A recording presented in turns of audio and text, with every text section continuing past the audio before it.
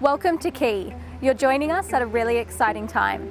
Roughly 2 years ago, we started the process of selecting an artist to design the public artwork for this beautiful project. We'd love to take you on the journey of how the artwork is being constructed, ready for installation. Mirvac approached us late last year with the winning artwork design from Kenji Uranishi.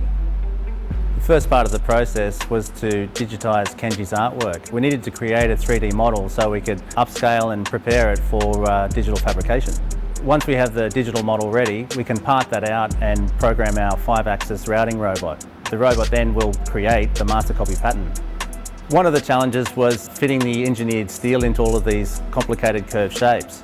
We had to hand fabricate all of the curved stainless steel members to structurally support these shapes.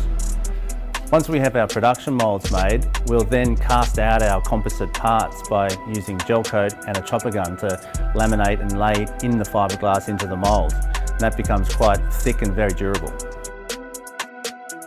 Once we have our cast out shells and composite parts, we'll join them around the structural steel.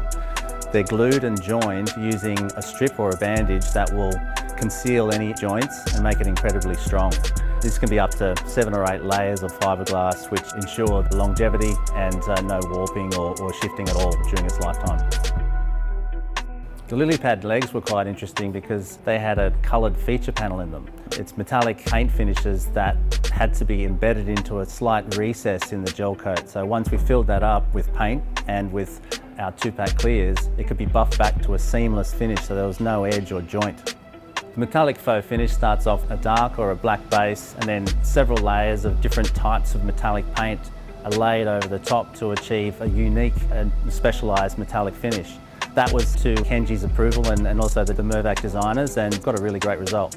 We use about 1,000 grit finishing paper to get our surfaces perfectly smooth but not too glossy. We want to end up with a nice sheen that doesn't reflect sunlight, but you can really see the shapes perfectly.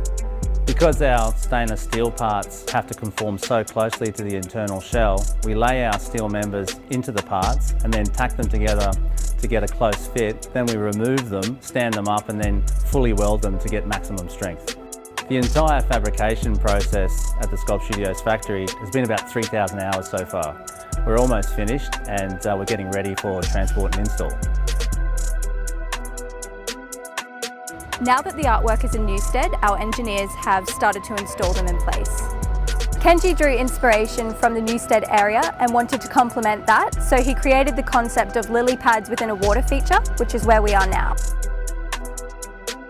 Base plates are fixed into the structural slab below the water feature. This is designed to resist the loads being applied during a severe weather event.